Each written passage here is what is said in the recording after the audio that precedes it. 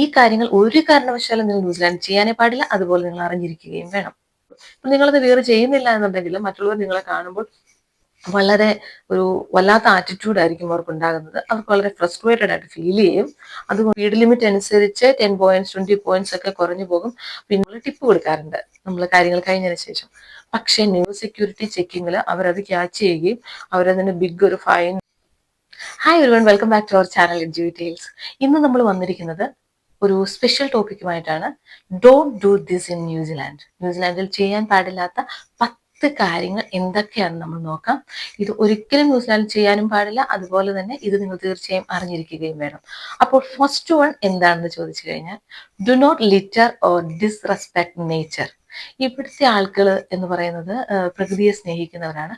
അതുകൊണ്ട് അവരൊരിക്കലും വേസ്റ്റുകളൊന്നും തന്നെ വഴിയിൽ ഇടാറില്ല. അതുപോലെ തന്നെ പ്രകൃതിയെ ഭയങ്കരമായിട്ട് ഒരു റെസ്പെക്ട് ചെയ്യും. അതുകൊണ്ട് ശരിക്കും നമ്മളിപ്പോൾ നമ്മുടെ വീട്ടിലെ വേസ്റ്റ് ആണെങ്കിൽ കൂടെ അല്ലെങ്കിൽ വഴിയെ നടന്നു പോകുമ്പോഴത്തേ ആയിക്കോട്ടെ, അത് ബിന്നുകളിൽ തന്നെ നിക്ഷേപിക്കാൻ ശ്രമിക്കുക. ഇവിടെ അതിന് നല്ലൊരു വേസ്റ്റ് മാനേജ്മെന്റ് സിസ്റ്റം ഉണ്ട്.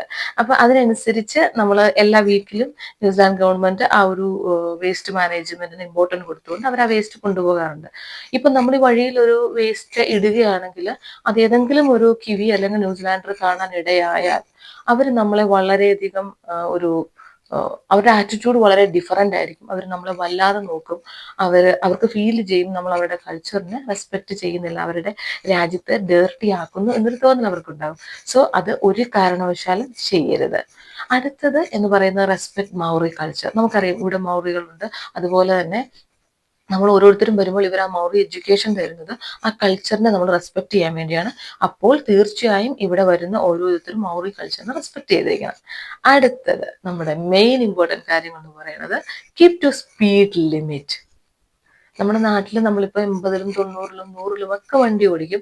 പക്ഷെ ഇവിടെ ഇപ്പോൾ ഒരു 60 ആണ് സ്പീഡ് ലിമിറ്റ് എന്ന് പറഞ്ഞു കഴിഞ്ഞാൽ ആ 60-യിൽ നിന്നും നമ്മൾ മുകളിലേക്ക് പോകാനേ പാടില്ല. അത് വളരെയധികം ഇവിടെ ലോ വയലേറ്റ് ചെയ്യുന്ന ഒരു രീതിയാണ് അവർ ആ സ്പീഡ് ലിമിറ്റിന് കൊടുത്തിരിക്കുന്നത്. അതുപോലെ ഇപ്പം ഒരു 90 ആണെങ്കിൽ ആ 90ക്ക് മുകളിൽ സ്പീഡ് ലിമിറ്റ് വളരെ കൂട്ടിയാണ് നമ്മൾ വണ്ടി ഓടിക്കുന്നതെങ്കിൽ പോലീസ് നമ്മളെ ക്യാച്ച് ചെയ്യാനുള്ള ചാൻസ് ഉണ്ട്. ക്യാച്ച് ചെയ്യുകയാണെങ്കിൽ നല്ലൊരു തുക ഫൈൻ വരും. അതുപോലെ തന്നെ നമുക്ക് ഇവിടെ ക്രെഡിറ്റ് സ്കോർ ഉണ്ട്, അത് നന്നായിട്ട് കുറഞ്ഞു പോകും.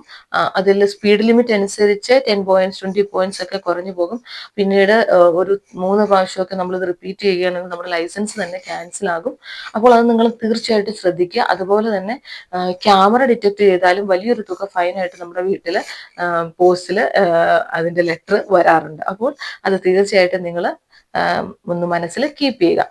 അടുത്തത്, don't enter or bring dirty shoes, animal products or plant products.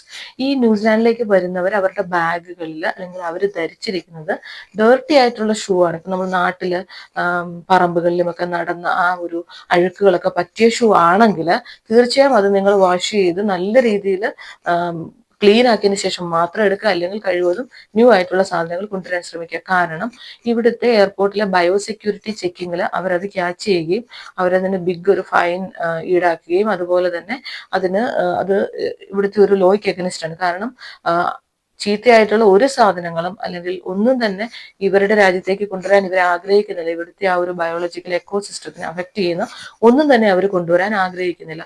Animal products എന്ന് പറയുന്നതിനകത്ത് പാല്, നെയ്യ്, തൈര് അങ്ങനെയുള്ള ഒന്നും തന്നെ കൊണ്ടുവരാൻ പാടില്ല. പ്ലാന്റ്സ്, അതുപോലെ തന്നെ പ്ലാന്റ്സുകൾ കൊണ്ടുവരാൻ പാടില്ല. പ്ലാന്റ് പ്രൊഡക്ട്സുകൾ കൊണ്ടുവരാൻ പാടില്ല. ഡ്രഗ്സ്, ഇതൊന്നും അലോ ചെയ്യില്ല. അപ്പോൾ അത് നിങ്ങൾ ഓർക്കുക. അതുപോലെ തന്നെ ഇവിടുത്തെ സ്റ്റോർസ് എല്ലാം തന്നെ ഒരു 6 മണിയാകുമ്പോൾ ക്ലോസ് ചെയ്യും. 5 മണി തൊട്ട് അവർ ക്ലോസ് ചെയ്യാൻ തുടങ്ങും.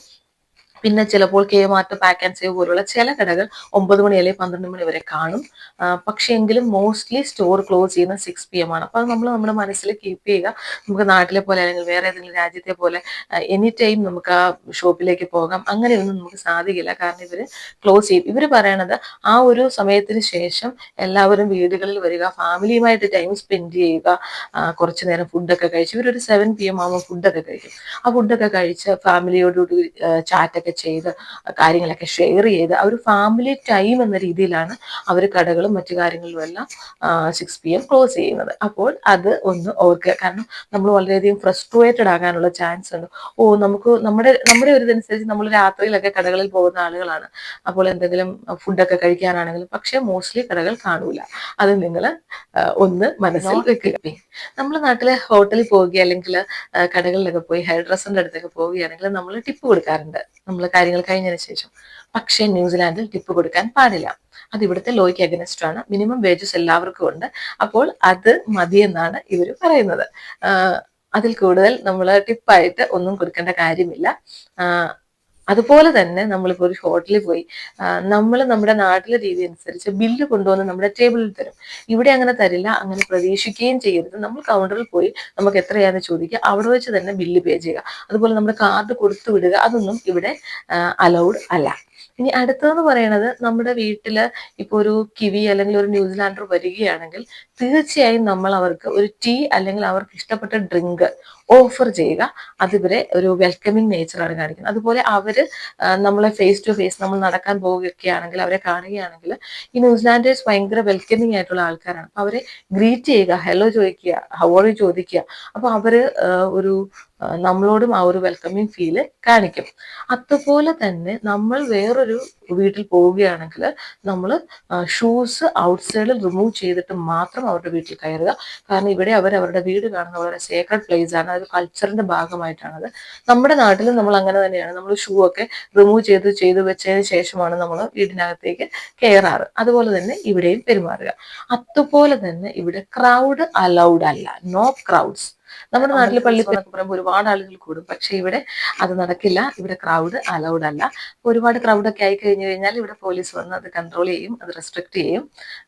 അപ്പോൾ അത് നമ്മൾ ശ്രദ്ധിക്കുക. അതുപോലെ ആഫ്റ്റർ 10:30 ശേഷം ഇവിടെ ഒരുപാട് സൗണ്ട് ഒന്നും ഉണ്ടാക്കാൻ പാടില്ല. അത് അവരുടെ സ്ലീപ്പിങ്ങിനും ഒക്കെ ഡിസ്റ്റർബ് ചെയ്യുന്നത് പോലെയാണ്. അപ്പോൾ അത് ചെയ്യാൻ പാടില്ല. ഹെൽമെറ്റ് സൈക്ലിംഗ് ഇൻ ന്യൂസിലാൻഡിൽ സൈക്കിൾ ചവിട്ടാൻ നിങ്ങൾ ആഗ്രഹിക്കുന്നുണ്ടെങ്കിൽ നിങ്ങൾ ബാക്കിന്റെ ഹെൽമെറ്റ് വിയർ ചെയ്തേ പറ്റുള്ളൂ.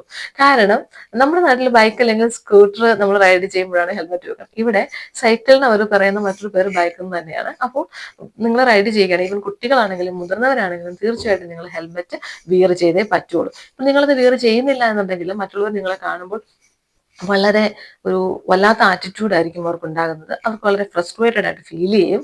അതുകൊണ്ട് നമ്മൾ നിയമങ്ങളെ പാലിക്കാൻ ശ്രമിക്കുക. അതുപോലെ തന്നെ do not go on a travel or hike unprepared. ഇവിടെ ന്യൂസിലാൻഡിൽ ഒരു ദിവസം തന്നെ ഒരുപാട് ക്ലൈമറ്റും സീസൺസും നിങ്ങൾക്ക് കാണാൻ സാധിക്കും. അതുകൊണ്ട് നിങ്ങൾ ഒരു ട്രാവൽ അല്ലെങ്കിൽ ഒരു ഹൈക്കിന് പോകുന്നുണ്ടെങ്കിൽ പ്രിപ്പയർഡ് ആയിട്ട് പോവുക. അതുപോലെ ഷോപ്പുകളൊന്നും തന്നെ നിയർ ബൈ കാണുന്നു, ചിലപ്പോൾ ഫുഡൊക്കെ നിങ്ങളുടെ കയ്യിൽ കാണുന്നു. കൂടുതൽ മോട്ടോർ വേയിലൂടെ ആയിരിക്കും ട്രാവൽ. അപ്പൊ അതൊക്കെ നന്നായിട്ട് ശ്രദ്ധിക്കുക. അപ്പോൾ ഒരുപാട് കാര്യങ്ങൾ നമ്മൾ കണ്ടു, ചെയ്യാൻ പാടില്ലാത്തത് അതുപോലെ ശ്രദ്ധിക്കേണ്ടതുമായ കാര്യങ്ങൾ. അപ്പോൾ ഇനിയും മറ്റൊരു വീഡിയോയിലൂടെ വീണ്ടും ചില കാര്യങ്ങൾ കൂടി നമുക്ക് കാണാം. അപ്പോൾ താങ്ക് യു ഫോർ വാച്ചിങ്. ഇഷ്ടമായെങ്കിൽ ലൈക്ക് ആൻഡ് സബ്സ്ക്രൈബ് ചെയ്യുക. Thank you.